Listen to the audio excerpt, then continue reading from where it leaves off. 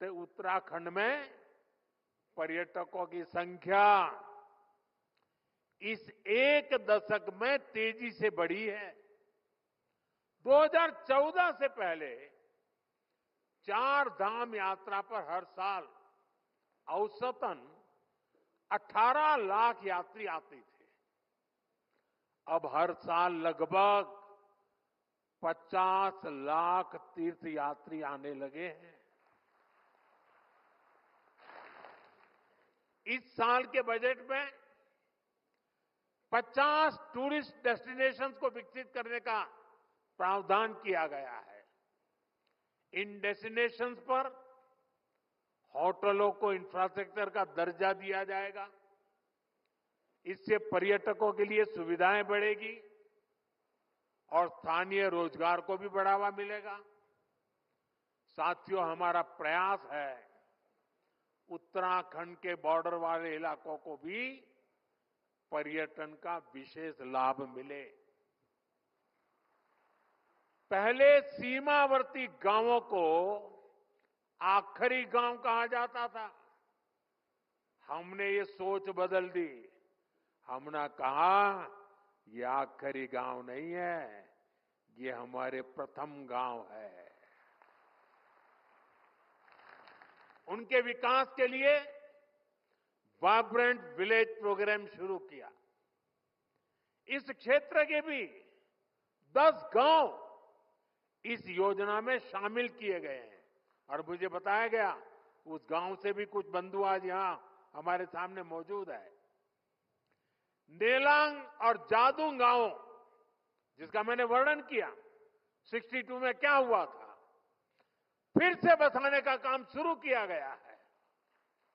आज यहां से जादूंग के लिए मैंने अभी अभी बाइक रैली को रवाना किया।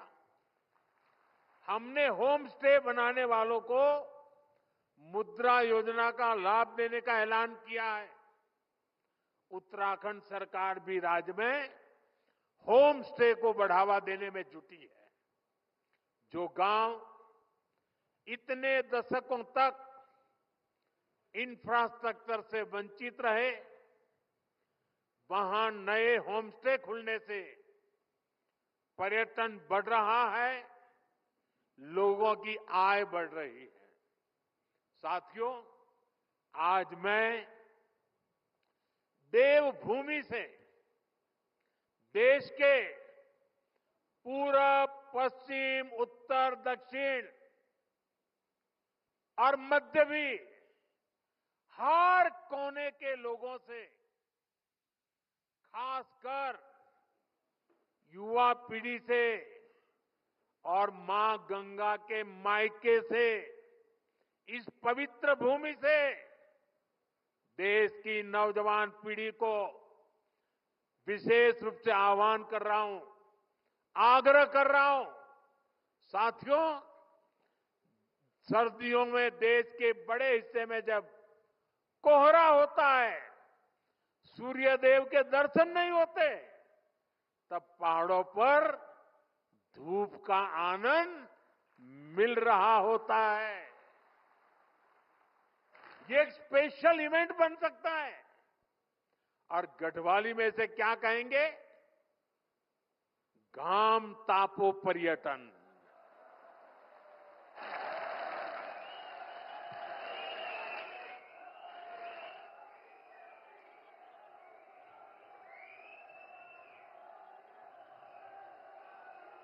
सही है ना?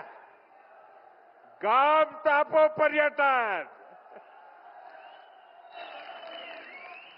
इसके लिए देश के कोने कोने से लोग उत्तराखंड जरूर आए। खासकर हमारे कॉरपोरेट वर्ल्ड के साथी, वे विंटर टूरिज्म का हिस्सा बने। मीटिंग्स करनी हो, कॉन्फ्रेंसेस करनी हो, एग्जीबिशंस करने हो, तो विंटर का समय और देवभूमि, इससे होनहार कोई जगह नहीं हो सकती है। मैं कॉरपोरेट वर्ल्ड के बड़े महानुभावों से भी आग्रह करूंगा वो अपने बड़े बड़े सेमिनार्स के लिए उत्तराखंड आए, माइस सेक्टर को एक्सप्लोर करें। यहां आकर लोग योग और आयुर्वेद के जरिए रिचार्ज और री एनर्जाइज भी हो सकते हैं। देश की यूनिवर्सिटी, प्राइवेट स्कूल्स और कॉलेज में मैं उन सब नौजवान साथियों से भी कहूंगा कि स्टूडेंट्स के विंटर ट्रिप्स के लिए आप उत्तराखंड को पसंद कीजिए। साथियों, हमारे यहां हजारों करोड़ की इकोनॉमी, वेडिंग इकोनॉमी है। शादियों में हजारों करोड़ रुपए का खर्च होता है, बहुत बड़ी इकोनॉमी है। आपको याद होगा, मैंने देश के लोगों से आग्रह किया था, वेड इन इंडिया, हिंदुस्तान में शादी करो। आजकल लोग दुनिया के देशों में चले जाते हैं। यहां क्या कमी है भाई? पैसे यहां खर्च करो ना। और उत्तराखंड से बढ़िया क्या हो सकता है? मैं चाहूंगा कि सर्दियों में डेस्टिनेशन वेडिंग के लिए भी उत्तराखंड को देशवासी प्राथमिकता दें। इसी तरह भारत की फिल्म इंडस्ट्री से भी मेरी अपेक्षाएं हैं। उत्तराखंड को मोस्ट फिल्म फ्रेंडली स्टेट का पुरस्कार मिला हुआ है। यहां तेजी के साथ आधुनिक सुविधाएं डेवलप हो रही है। इसलिए सर्दियों के दिनों में फिल्म की शूटिंग के लिए भी उत्तराखंड पूरे भारत का फेवरिट डेस्टिनेशन बन सकता है। साथियों, दुनिया के कई देशों में विंटर टूरिज्म काफी पॉपुलर है। उत्तराखंड में विंटर टूरिज्म को बढ़ावा देने के और इसके लिए हम ऐसे देशों से बहुत कुछ सीख सकते हैं।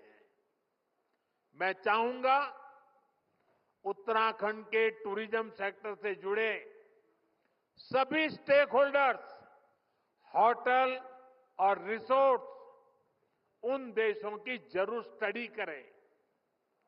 अभी मैं यहां एक छोटी सी प्रदर्शनी लगी है, उसको मैंने देखा, बहुत प्रभावित करने वाला मुझे लगा।